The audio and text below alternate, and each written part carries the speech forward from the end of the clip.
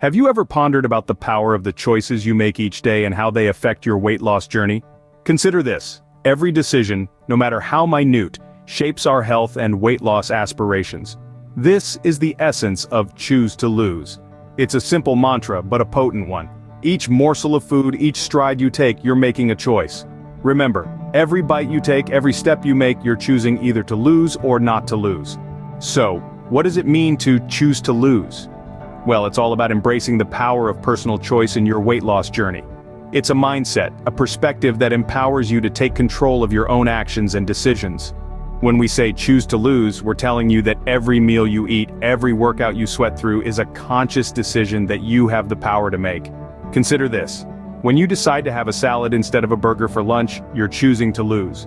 When you opt for a quick jog instead of an evening on the couch, you're choosing to lose. Every healthy decision, no matter how small it may seem, is a step towards your weight loss goal. This mindset shifts the focus from external factors and places it squarely on you.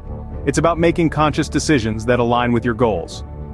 Choose to lose is not a diet plan, it's a mindset, a lifestyle that encourages you to take charge of your own choices.